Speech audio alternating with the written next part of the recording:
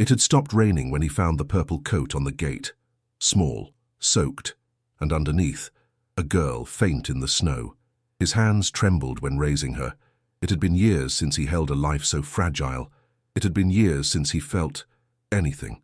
But when she opened her eyes and whispered, "Sir, my mom did not return home," something inside of him awoke. Give like if this touched your soul. It is more than a click. It is a silent hug between those who have known the cold. Comment how you think this story is going to end. And if you still have not subscribed, it costs you nothing, but for us it means the world. Thank you for being here. The winter in Chicago had fallen like a sentence. Snowflakes crossed the air with fury, building up over roofs, streets, and hearts. In a tiny apartment in the Logan Square neighborhood, Skylar Allen awoke before dawn. She had 7 years, the brown hair messy on the pillow, and the hazel eyes still half closed by the sleep. She wrapped herself in the frayed blanket, waiting to hear the familiar sound of tired steps, the clinking of keys, the soft voice of her mother saying, "I am here now, my life." But only there was silence. Skylar waited 5 minutes, then 10. Her heart began to beat faster. Eliza Allen always arrived before dawn after her night shift as a cleaning worker. Always. The girl walked barefoot on the cold apartment, her mother's bed still made. The coffee cup from the night before remained untouched on the table. Eliza's old coat did not hang from the coat rack next to the door. "Mom has not returned," murmured Skylar out loud, as if saying it helped her to understand it. The panic began to grow in her chest, small but insistent.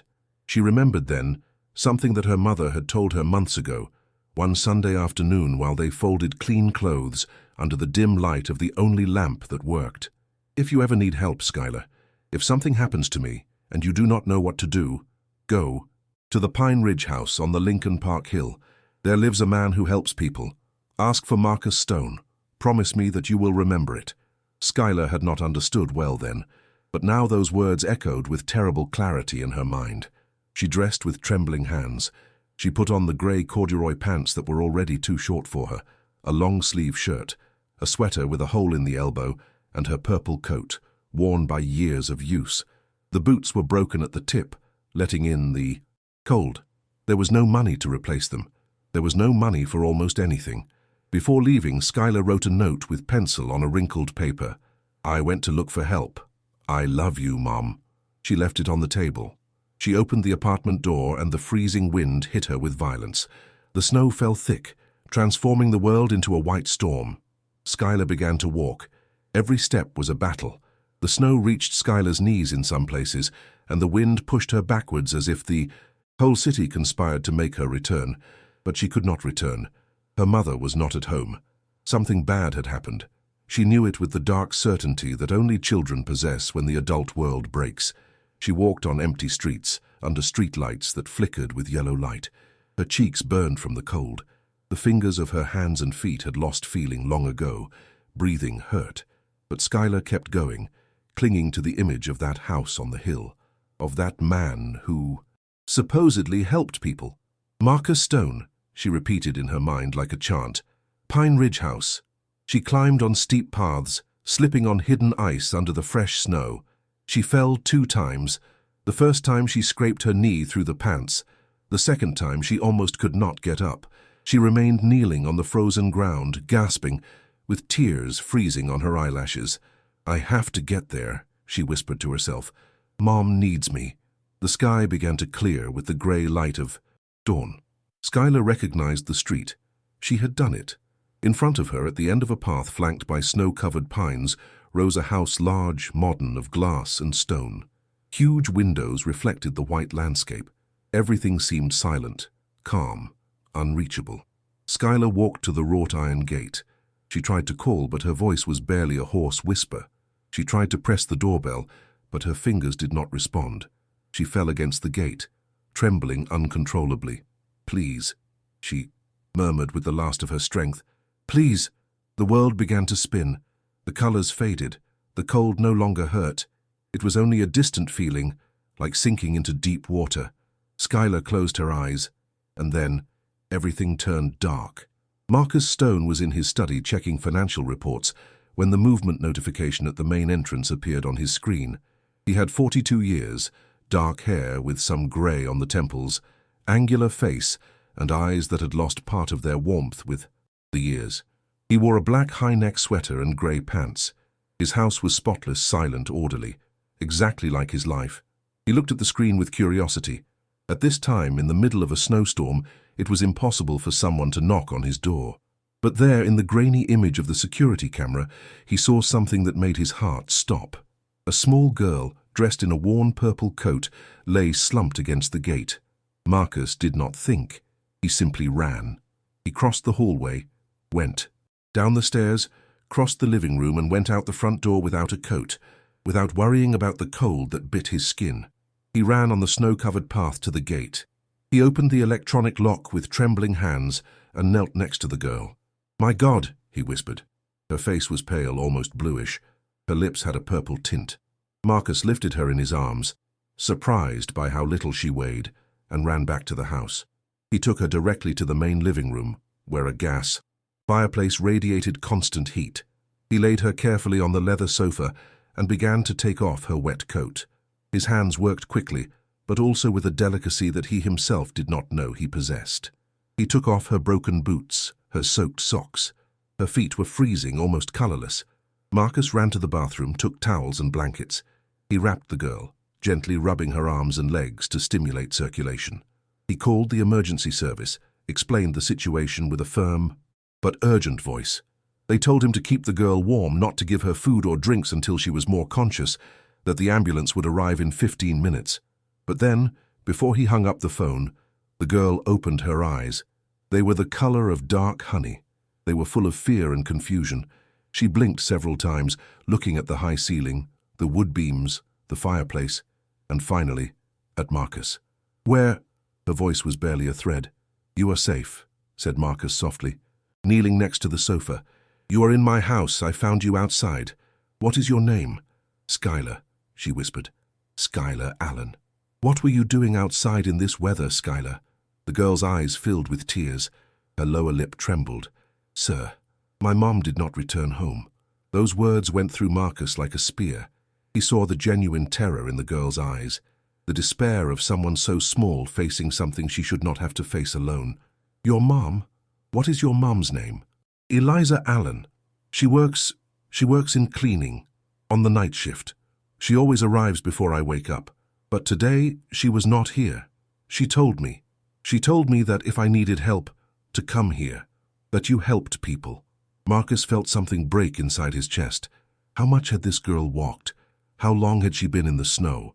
And all because her mother had not returned from night work. "Do you know where your mom works?" Skylar shook her head, and the tears finally fell. "I only know that it is a big building, with many computers. She cleans offices. A big building with many computers. In Chicago." Marcus felt a chill that had nothing to do with the cold. "Skylar," he said with a calm but firm voice, "I am going to find your mom. I promise you."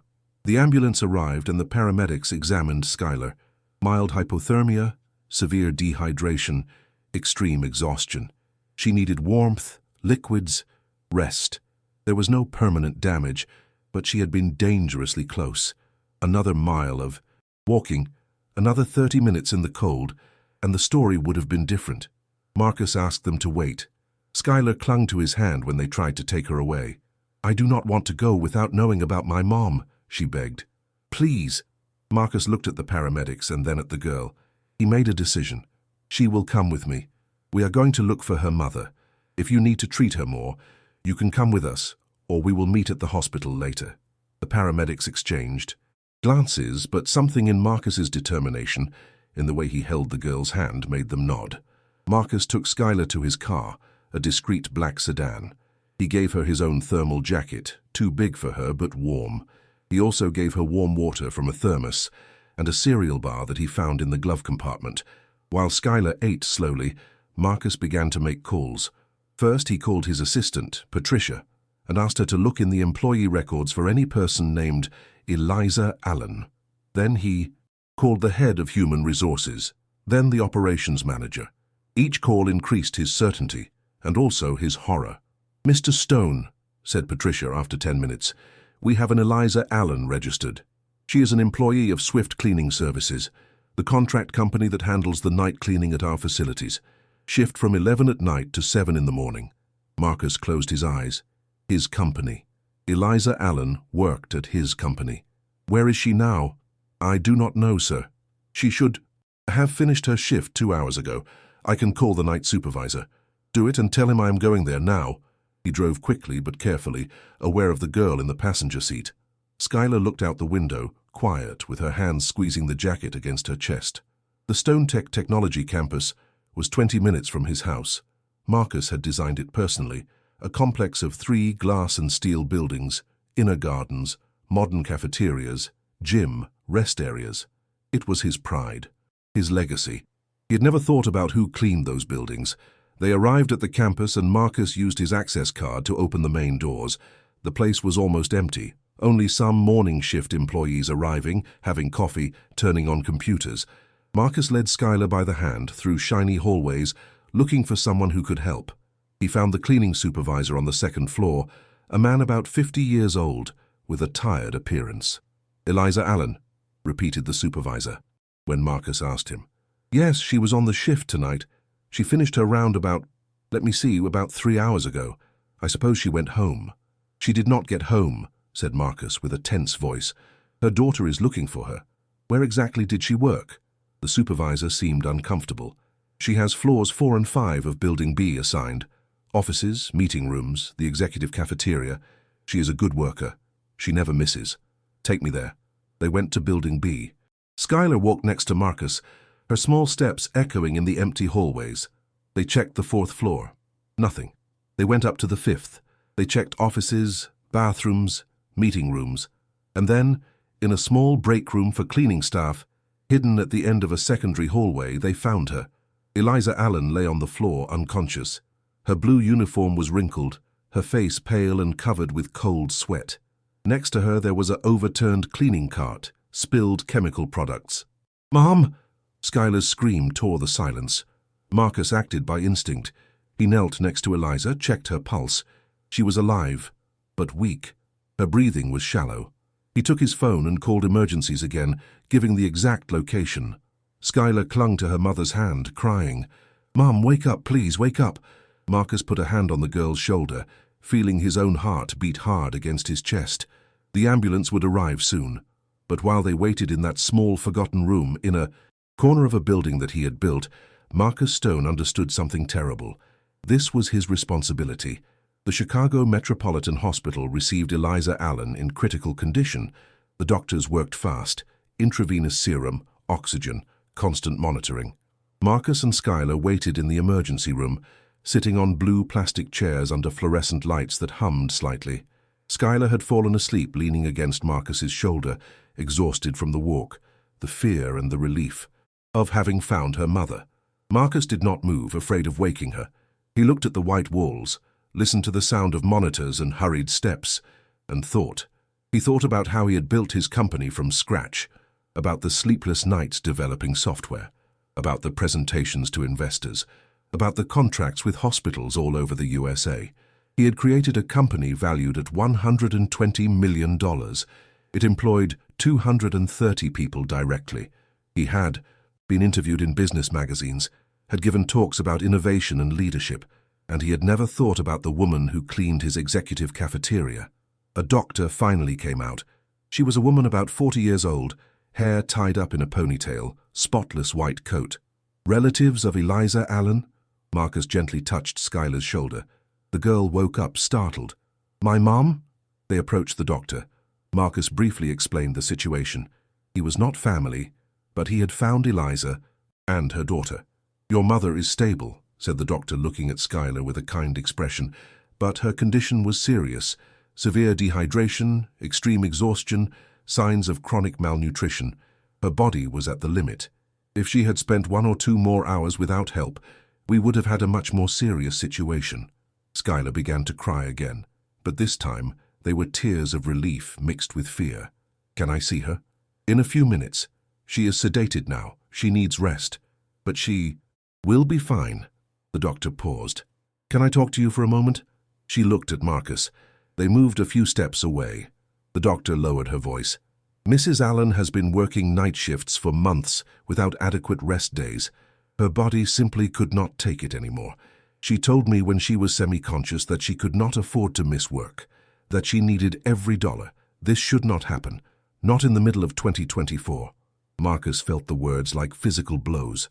"I know," he murmured, "and I am going to change it." Eliza awoke at sunset. Her eyes opened slowly, adjusting to the soft light of the hospital room.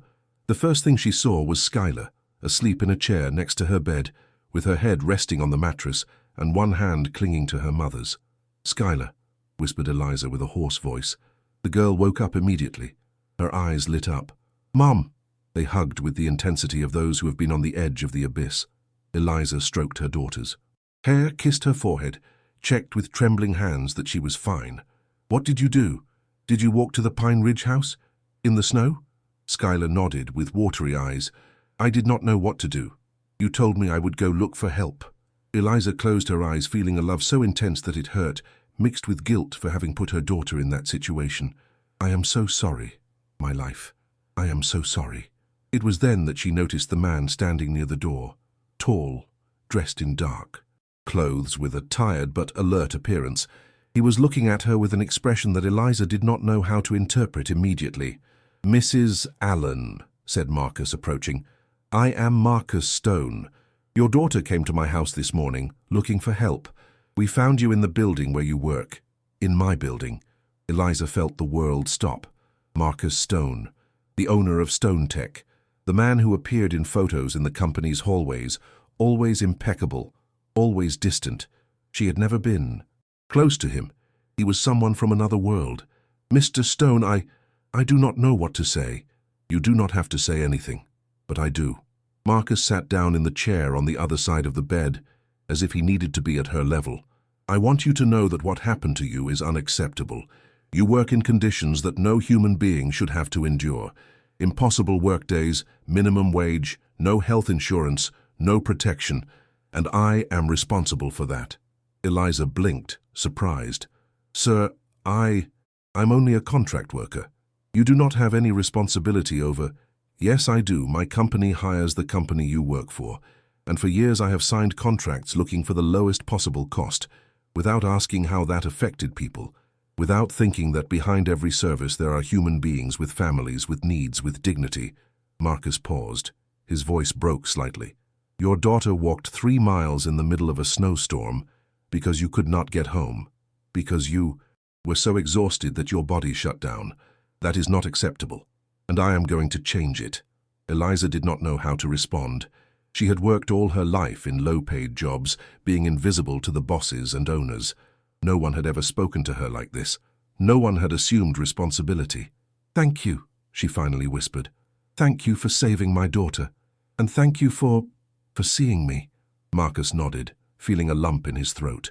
"The hospital insurance is covered. Do not worry about that.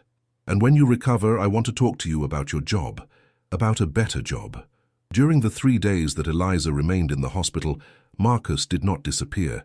He visited every morning and every afternoon, bringing things for Skylar. Books, small toys, decent food to replace the chocolate bars from the vending machines. He spoke with Eliza about her recovery, about the doctors, about everything except about work. But Marcus was working, intensely. He called emergency meetings with his management team. He checked every contract with contract companies. He spoke with lawyers, with human resources consultants, with union representatives. Every number, every clause, every policy he reviewed filled him with more shame. The cleaning company that employed Eliza paid $900 a month for night shifts of 8 hours, 6 days a week, without health insurance, without paid sick days, without real protection, and Stone Tech paid that company a rate so low that it made better conditions impossible. "We have been maximizing profits at the expense of people," said Marcus in a tense meeting with his board of directors. "That ends now." There was resistance. The financial director argued that margins would be affected. The operations director said that other competitors would not do the same. But Marcus was inflexible. "I do not care what others do. This is the right thing, and we will do it." He wrote a new hiring model. All cleaning, security, and cafeteria workers. would be direct employees of StoneTech, not contractors. They would receive minimum wages of $1,500 a month, full health insurance, paid vacations, strict limits on work days. The company would also implement monthly reviews of working conditions and a direct channel to report abuses. It would cost money, it would reduce profits in the short term, but Marcus no longer cared. "What is worth more?" he asked his board. "Increasing our bank account by 1 million more, or ensuring that no mother has to collapse from exhaustion at our facilities?" The answer was clear. Eliza received medical discharge with strict instructions, rest for 2 weeks, adequate nutrition, medical follow-up. Marcus was in the room when the doctor gave her the indications. "I do not have 2 weeks," said Eliza with a soft but firm voice. "I have to go back to work, or I will lose my job. I have to pay the rent." "You do not have to worry about that," intervened Marcus. "I have spoken with your previous employer. Your contract has been cancelled, but you have a new job waiting for you." Eliza looked at him with confusion. "A new job?" Marcus nodded. "At StoneTech, directly. As a general services coordinator, you will supervise the new operations department that we are creating. Fixed schedule from 9 in the morning to 5 in the afternoon, Monday to Friday. Salary of $2,100 a month. Full health insurance for you and Skylar. Paid vacations." Eliza was left without words. She looked at Marcus, then at Skylar, then back at Marcus. "Mr. Stone, I do not have experience in coordination. I clean offices. I do not know if you know those facilities better than anyone. You have worked there for months. You know what works and what does not.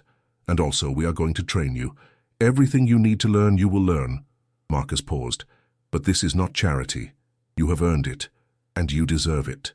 Eliza felt tears run down her cheeks. For years, she had worked invisible, ignored, disposable. And now someone was telling her that she had value, that she deserved dignity. "I do not know how to thank you. You do not have to thank me. This is the minimum that should have existed from the beginning." Marcus also paid 3 months of rent for her apartment to give her time to recover without economic pressure. He organized for them to receive a basket of food every week. He made sure that Skylar had new and adequate clothes for the winter.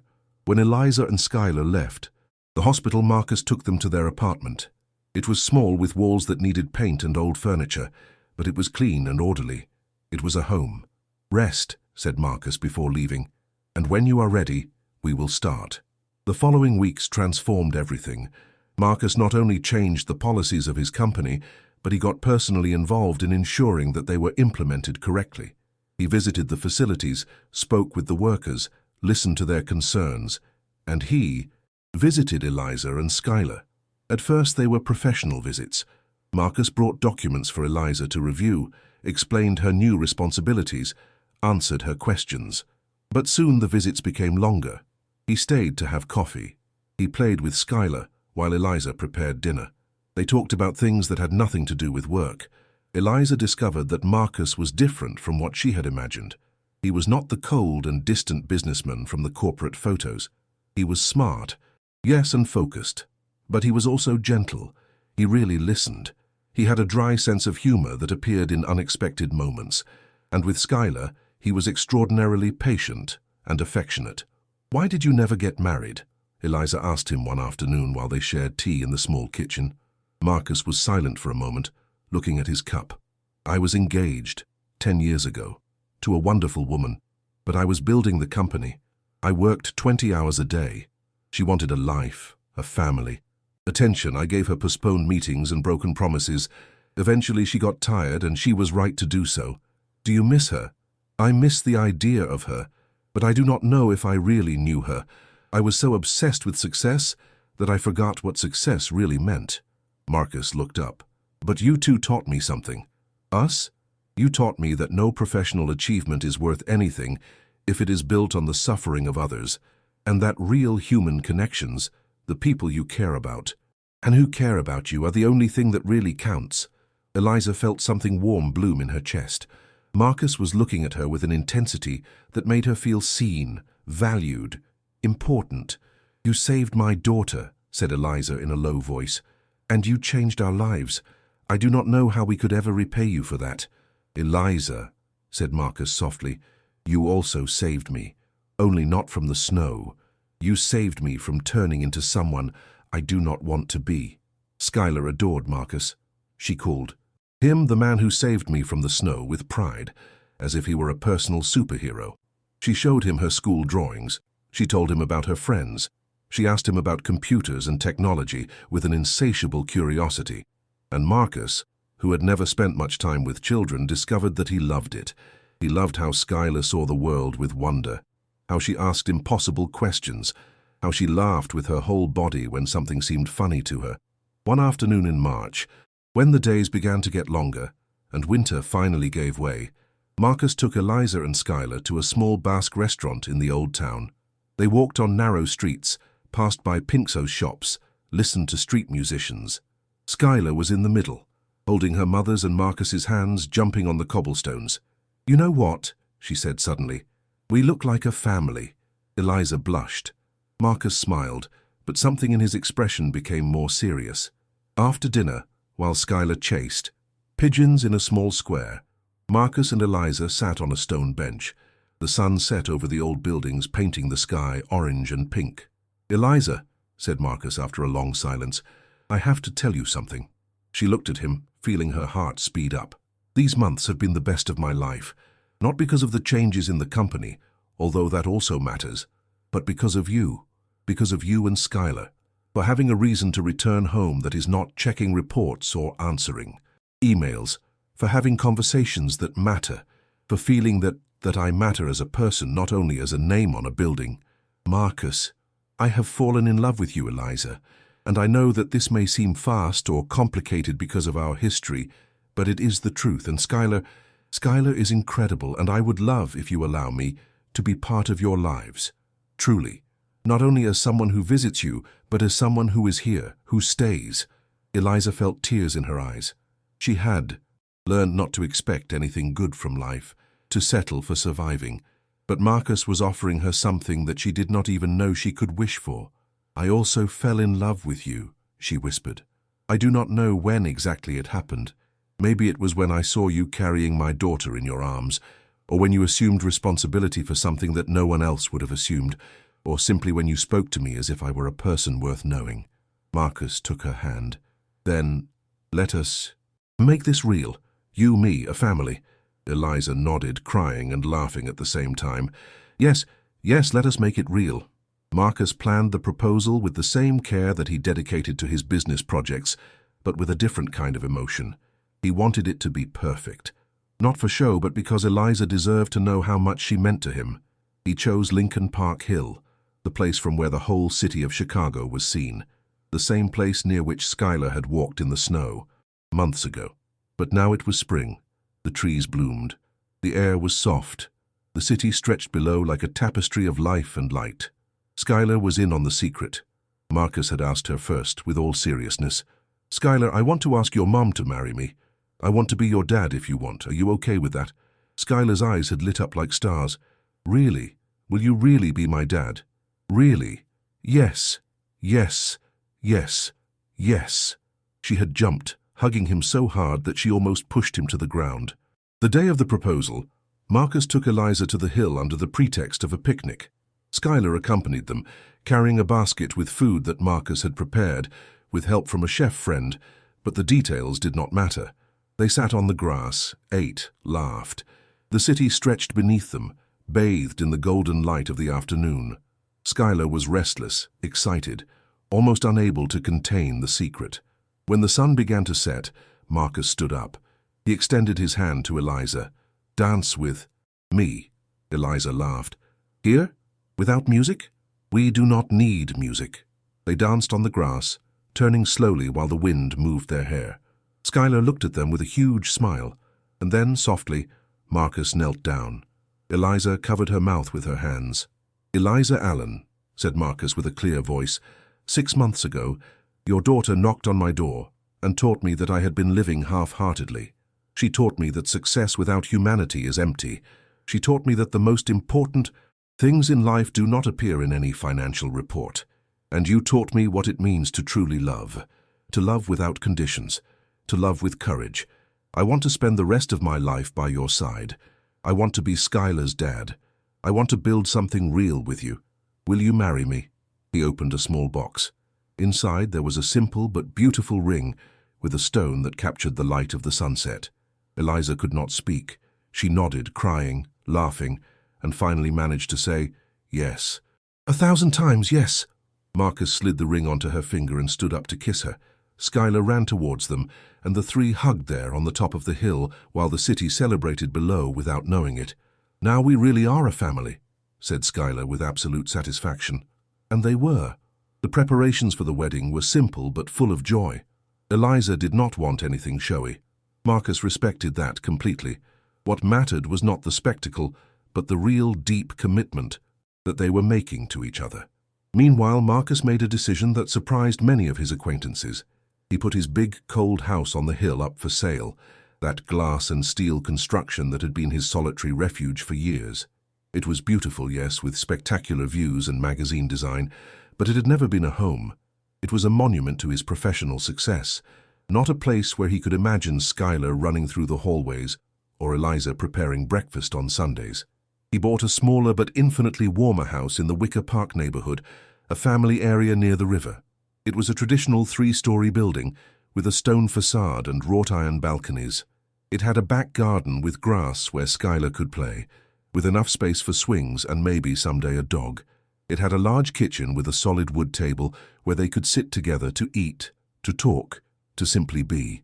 It had large windows that let in the sunlight throughout the day, lighting every corner with warmth. The first time Eliza saw the house, she stood at the entrance with wide eyes. "Marcus, this is too much. It is beautiful, but it is ours," he interrupted her softly. "Not mine. Ours. Yours. Mine and Skylar's. I want it to be a place where we feel at home, all of us." Skylar was already exploring, running from room to room, shouting with excitement at every new discovery. "Mom, there is a room with windows that look out to the garden. Can it be mine? Please, please." Eliza looked at Marcus, who nodded with a smile. "Any room you want, little one. It is your house now." The move was a process full of mixed emotions. Eliza left her small apartment with nostalgia. It had been her refuge during the most difficult years, the place where she had raised Skylar with love despite the poverty. She packed her few belongings carefully, the blanket her grandmother had knitted for her, the photos of Skylar since she was a baby, the drawings that her daughter had made at school and that she kept like treasures. Marcus helped her pack, treating each object with respect, understanding that each thing carried stories, memories, meaning. "You do not have to leave anything behind if you do not want to," he told her as he wrapped an old lamp that Eliza had bought at a flea market years ago. "Everything that is important to you has a place in our new house." Eliza looked at him with watery eyes. "You do not understand what this means to me.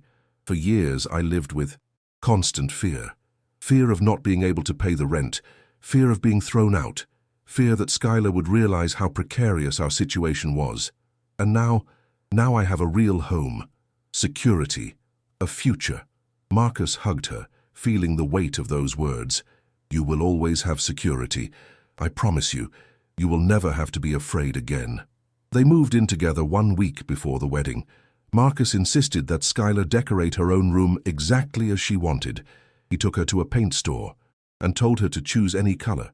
Skylar chose a soft lavender that reminded her of the sunset sky. Together, Marcus and Skylar painted the walls one whole Saturday, getting paint on themselves, laughing when Marcus accidentally left a purple handprint on his own face. Eliza watched them from the doorway, her heart so full that it almost hurt. Seeing her daughter and Marcus working together, building something, being a family, was more than she had ever dreamed possible. They stuck fluorescent stars on the ceiling of Skylar's room so she could see constellations before sleeping. Marcus bought a bookcase and filled it with new books. Skylar placed her favorite stuffed animals on the bed, her drawings on the walls, her light-up shoes in the closet. "It is perfect," she said, spinning in circles in the middle of her new room. "It is the best room in the world." Eliza and Marcus shared the master bedroom, with large windows that overlooked the back garden. Eliza insisted on keeping some of her old furniture next to the new ones that Marcus had bought. She wanted it to be a mix of both, of their stories, of their lives coming together. "This is our space," said Eliza as they made the bed one night. "Not your house where I live," Not my house where you come to visit us. It belongs to both of us, to all three of us. Marcus took her hand and kissed it softly. All three of us, he repeated. A family. The first weeks were a beautiful and sometimes chaotic process of adaptation. Learning to live together meant negotiating everything. Who cooked what day, how they organized the mornings, what shows they watched on television, how they handled Skylar's routines. There were small conflicts, of course. Marcus tended to be very neat, almost obsessively. Eliza was more relaxed, leaving things out of place without realizing it. Skylar was a 7-year-old girl with all the energy and mess that implied. But every disagreement was resolved with honest conversation, with humor, with the willingness of both to make this work. One morning, Marcus tried to make breakfast and burned the toast, filling the kitchen with smoke. Eliza ran in, opened the windows, and both ended up laughing until they cried, while Skylar looked at them as if they were crazy. Marcus learned to braid Skylar's hair for school. They did not come out very well at first, crooked and uneven, but Skylar wore them with pride because my dad made them. The word dad had appeared naturally in her vocabulary without fanfare or formal announcement. One day she simply started calling him that, and Marcus felt as if his heart grew 3 sizes. Eliza taught him to cook traditional Basque dishes, marmitaco, cod a la vizcaína, goxua for dessert. Marcus was an eager student, taking mental notes, asking about every ingredient, every technique. My grandmother used to make this, Eliza told him one afternoon while they prepared croquettes together. She died when I was 14, but her recipes are still alive, and now you know them too. It is an honor, said Marcus with sincerity, that you let me be part of your history, of your family. You are my family now, responded Eliza, touching his face with hands that smelled like garlic and parsley, in the most real way possible. Skylar taught them both to play video games. It was hilarious to see them try to coordinate controls, jump at the wrong moment, crash into virtual walls. But they tried with enthusiasm, and video game nights became a family tradition. Sunday mornings became sacred.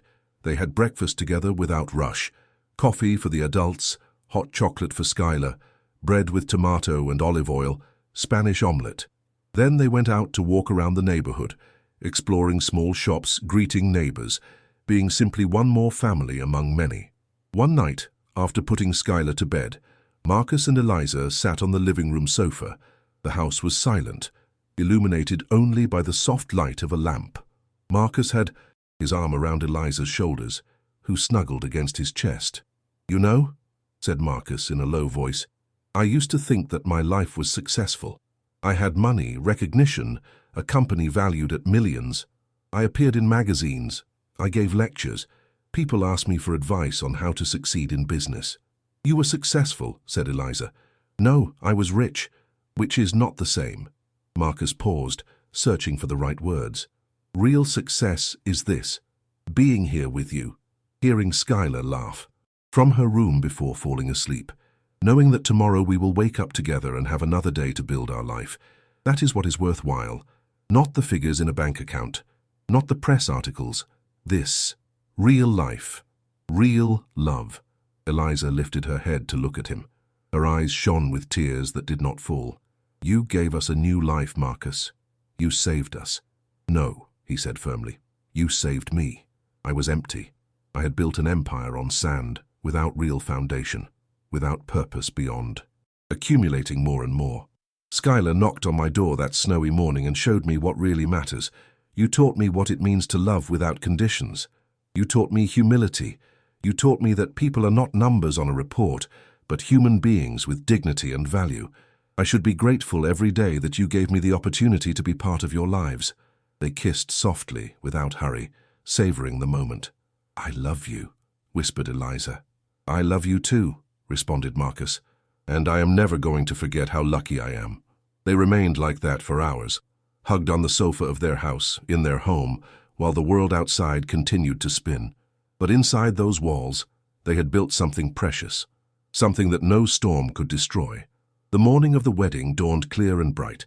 It was a Saturday in May, when spring had already transformed Chicago into a green and blooming garden. The sky was an intense blue, without a single cloud, as if the Universe itself had decided to bless this day. Eliza woke up early in the house she now shared with Marcus and Skylar. He had slept in the guest room the night before, following the tradition of not seeing each other before the ceremony. The bed felt strangely large without him, but Eliza smiled knowing that this would be the last morning she would wake up without officially being his wife. Skylar ran into the room, still in pajamas, with messy hair and eyes bright with excitement. "Mom, it is your wedding day. You are going to marry Marcus." Eliza laughed and opened her arms. Skylar threw herself into the bed, snuggling against her mother. "Are you nervous?" asked the girl. "A little," admitted Eliza. "But it is a happy nervousness, like when you are about to open a gift that you know you are going to love." "Marcus is going to be amazing as a husband," said Skylar with the absolute confidence of children. "He is already the best dad in the world, and now he will be your husband, too. It is perfect." Eliza kissed her daughter's forehead. "Are you happy with all of this?" "Really?" Skylar sat up and looked at her mother seriously. "Mom, before it was just you and me, and that was fine. You always took care of me. You always made me feel loved even when we did not have much money. But now there are 3 of us, and Marcus takes care of both of us, and we can take care of him too. We are a real family. Of course I am happy." Eliza felt tears in her eyes. "When did you get so wise?" "I have always been wise," responded Skylar with a mischievous smile. "You just had not realized it." The house began to fill with activity. Carmen, a friend of Eliza's from work, arrived to help with makeup and hair. Carmen's mother, an older woman named Rosa, also arrived, who had offered to do the floral arrangements as a wedding gift. Marcus, meanwhile, was in a nearby hotel with his best friend from college, Jason, who had traveled from New York to be his best man. Marcus was surprisingly calm as he dressed in his dark grey suit. "You are not nervous at all, are you?" commented Jason, as he adjusted his own tie in front of the mirror. "No," responded Marcus with honesty. "This is the surest I have been about something in my life. Eliza she is everything, and Skylar is my daughter in everything except biology. There are no doubts, only gratitude." Jason smiled. "Do you remember when we graduated? You said you were going to conquer the business world. That nothing would stop you. That success was your only priority. I remember it, and I achieved it, right? I built the company. I earned money. I got recognition." Marcus looked at himself in the mirror, adjusting the white rose on his lapel. "But I was empty, Jason. Completely empty. I was successful according to all external standards, but inside there was nothing real. No genuine connection. No purpose beyond earning more. And now I have everything. I have love. I have family. I have a purpose that goes beyond myself. I have a reason to be better every day." Marcus turned towards his friend. "Eliza saved me, and she was not even trying to." Jason put a hand on Marcus's shoulder. "I am happy for you, brother. Truly. You deserve this happiness." The ceremony would be held at the Cathedral of St. Begonia, a historic church on top of a hill, with spectacular views of the city.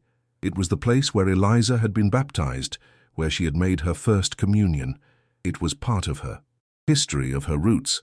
When Eliza arrived at the church in a modest car driven by Carmen, there were about 50 people already waiting outside, co-workers from StoneTech, many of whom had benefited from Marcus's labor reforms, neighbors of Eliza's from the Logan Square neighborhood, people who had known her during years of silent struggle, teachers from Skylar's school, some of Marcus's friends from his university days. Eliza wore a simple but elegant white dress of classic cut that Carmen had found in a small boutique in the Old Town. It reached just below her knees, with 3/4 sleeves and a discreet neckline.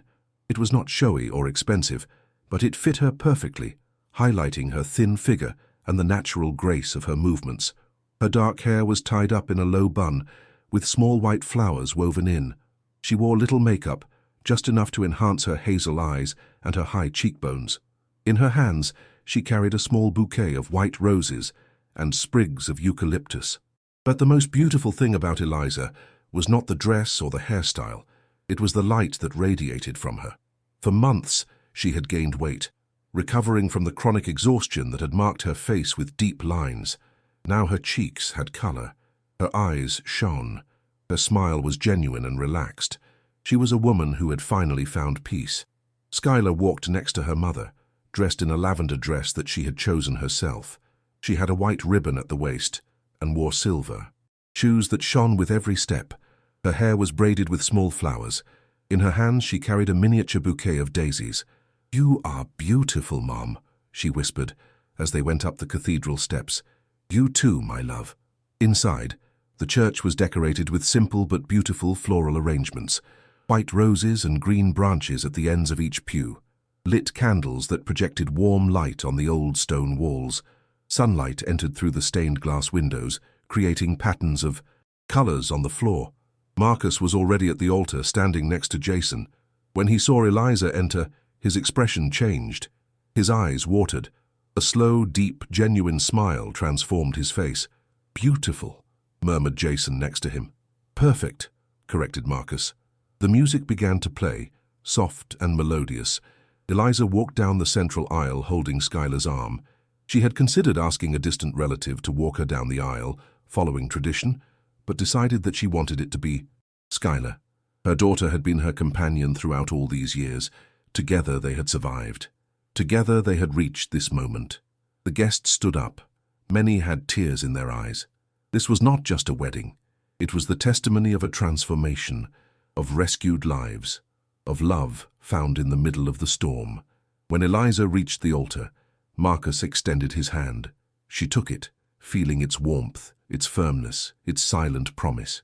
The priest was Father Stephen, a man about 60 years, old with white hair and kind eyes. He had known Eliza since she was a child, had been present in her most difficult moments after her mother died when she was 16 years old. "Dear brothers and sisters," began Father Stephen with a clear voice, "we gather today to celebrate the union of Marcus and Eliza. But before continuing, I want to say something. I have known Eliza for more than 20 years. I watched her grow. I watched her face tragedies that would have broken many. I watched her raise Skylar with unwavering love despite impossible circumstances. And never, not once, did she lose her kindness, her dignity, her faith that things could get better." The priest turned towards Marcus. "And you, Marcus, I did not know you until a few months ago, but I have seen what you have done, how you have changed, how you have assumed responsibility for the errors of the past and corrected them, how you have opened your heart not only to Eliza, but to Skylar. Love is not only a feeling, it is an action. It is a choice we make every day, and you two have chosen to love each other not with empty words, but with real actions."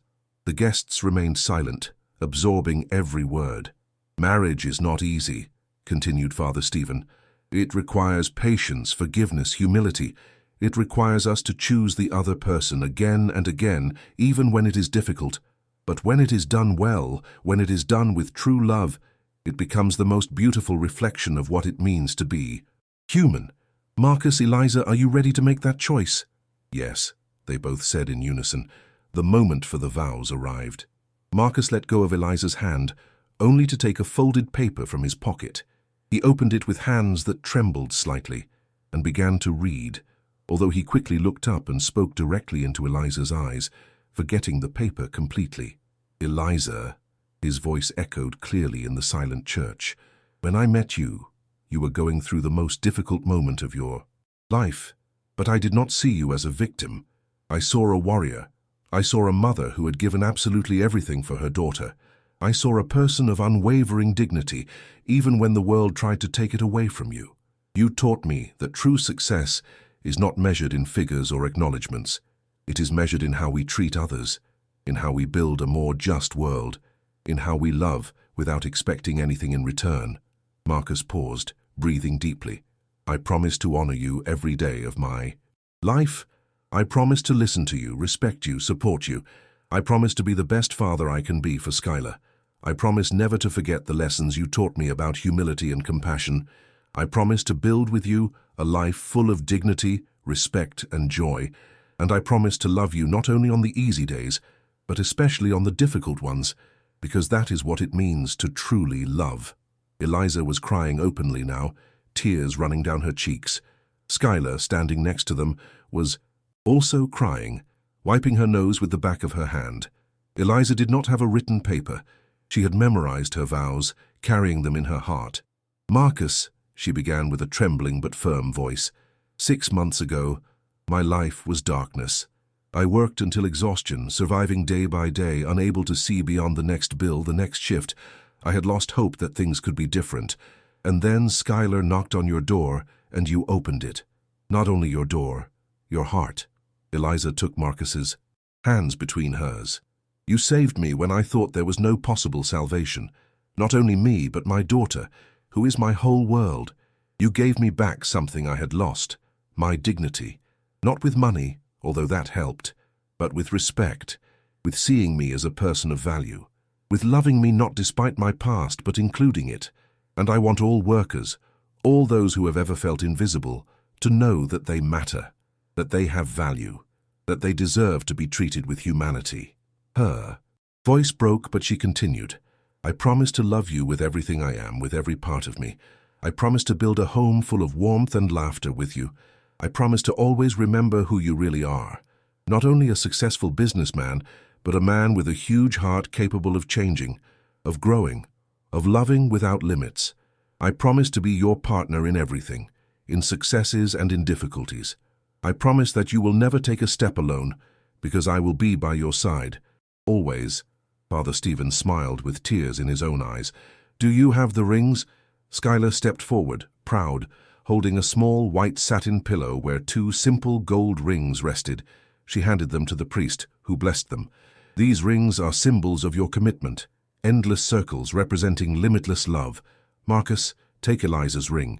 Marcus slipped the ring onto Eliza's finger with reverent care. With this ring, I take you as my wife, to love and respect you all the days of my life. Eliza, take Marcus's ring.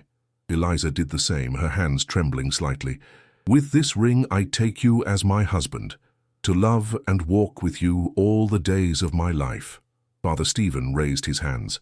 By the power conferred upon me, and before God and these witnesses, I declare you husband and wife. Marcus, you may kiss your wife. Marcus took Eliza's face between his hands with infinite tenderness and kissed her. It was a soft but deep kiss, full of promise and gratitude. The guests erupted in applause. Skylar jumped for joy, shouting, Yes, yes, they are husband and wife. When they separated, Marcus knelt down in front of Skylar. He took a small box from his pocket. Skylar, he said with an emotional voice, today I did not only marry your mom, I also made a promise to you, to be the best father I can be, to take care of you, protect you, support you in everything, and I want you to have this. He opened the box. Inside there was a small necklace with a star-shaped charm. So you remember that you are my star, that you lit up my life when there was the most darkness. Skylar threw herself into his arms, crying and laughing at the same time. I love you, Dad. I love you too, little one. Forever. There was not a dry eye in the church. This was more than a marriage. It was the birth of a family. It was proof that love can bloom even in the most difficult circumstances. It was hope made real.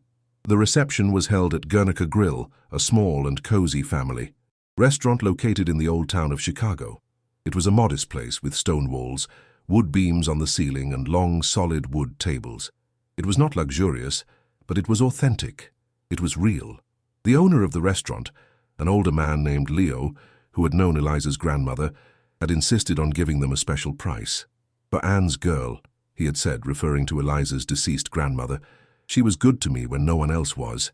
It is an honor. The tables were decorated with white tablecloths and wildflower centerpieces. There were garlands of small lights hanging from the ceiling, creating a warm and festive atmosphere. A group of traditional Basque music played in a corner. Accordion, tambourine, tsistu. The music was cheerful, contagious, filling the space with life.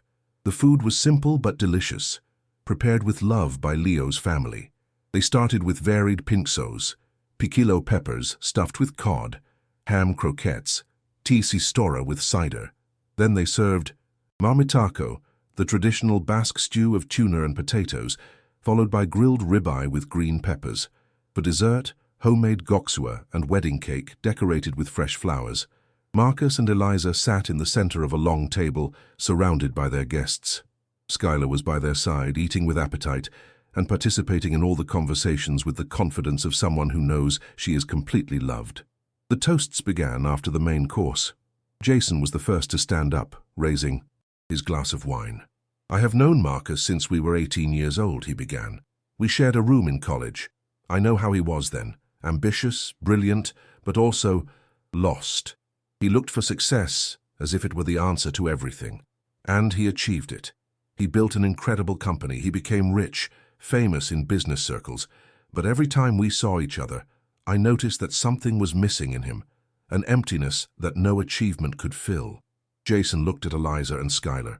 And then you two arrived, and I saw my friend transform. I saw how he learned what really matters, how he became not only a successful businessman, but a good man, a devoted husband, a loving father. Eliza, Skylar, you gave him something that not all the money in the world could buy, a real purpose, a reason to live beyond himself. I toast to you, to this beautiful family, to the love that transforms. Everyone raised their glasses. Cheers. Then Carmen, Eliza's friend, spoke. Eliza is the strongest person I know, she said with an emotional voice. I saw her work 3 jobs when Skylar was a baby. I saw her go to work with a fever because she could not afford to miss it. I saw her give her last dollar to buy shoes for her daughter while she used broken boots. And never did she complain, never did she lose her kindness, never did she let hopelessness consume her. Carmen turned towards Marcus. At first, when Eliza told us about you, I was skeptical. I thought, another rich man playing savior. But I saw you, I saw how you look at her, I saw how you treat Skylar. I saw the reforms you made in your company, changing the lives of dozens of workers, and I understood that you are real, that your love is genuine. Thank you for seeing my friend's value. Thank you for loving her as she deserves to be loved. More toasts followed. A co-worker from Stone Tech, a man named Andrew who worked in the technology department, stood up. Many of you do not know it, he said, but 4 months ago Mr. Stone implemented radical changes in our company. He directly hired all the workers who were previously contractors.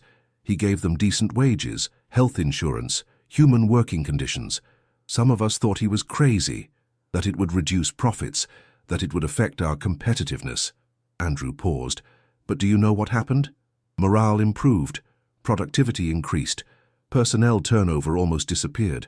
People worked better because they felt valued, because they were treated with dignity. And yes, profits went down a little. But we built something more important than wealth. We built a company with soul, with heart. And it all started because a little girl walked in the snow looking for help, and a man decided not only to help but to change. The applause was thunderous. Marcus stood up with Eliza's hand in his. Thank you all for being here, for being part of this day. But I need to say something. His voice was clear, firm. For years, I measured my worth by how much I earned, how much my company grew, how much recognition I received. I thought that was success. I was wrong, deeply wrong. He looked at Eliza, then at Skylar. Real success is love. It is family. It is getting up every morning knowing that you have people who matter to you and who matter to you. It is building something worthwhile beyond money. Eliza and Skylar taught me that. They taught me humility. They taught me that all human beings deserve dignity, respect, opportunities. Not only those with university degrees or specialized skills, everyone. His voice broke slightly. I was about to lose everything without knowing I was losing it. I was about to reach the end of my life having achieved many things, but without having truly lived. And then one winter morning a girl knocked on my door, and everything changed. So I toast to Skylar, to her courage, to her love for her mother, for reminding us all that sometimes the greatest heroes come in the smallest packages. He raised his glass towards Skylar, who blushed and hid her face against her mother's arm. Then Eliza stood up. She had not planned to speak, but she felt she needed to say something. I also want to thank, she said, with a soft but audible voice in the now silent restaurant. For years I lived with shame. Shame of being poor. Shame of not being able to give my daughter everything she deserved. Shame of being invisible to the world. I worked in the shadows, cleaning offices.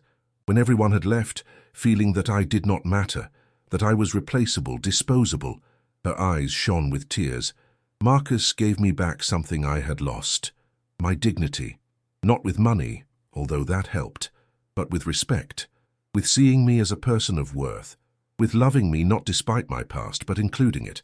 And I want all workers, all those who have ever felt invisible, to know that they matter. that they have worth, that they deserve to be treated with humanity. The emotion in the room was palpable. Many were crying openly. After the toasts, the dancing began. Marcus and Eliza opened the floor with a slow song. He was not a great dancer, but he moved with her with tenderness, holding her close, their foreheads touching. "I am your wife," murmured Eliza, as if testing the words. "And I am your husband," responded Marcus. "Forever." They danced song after song. Skylar joined them, and Marcus lifted her in his arms so she could dance too, her small feet resting on his. The three of them laughed, spinning under the hanging lights. Other guests joined the floor. The music became more lively. There was pure joy in that space, the kind of joy that comes from witnessing something genuinely beautiful. As the night progressed, Marcus found a moment alone with Father Stephen in the small back patio of the restaurant. "Thank you for the ceremony," said Marcus. "For your words.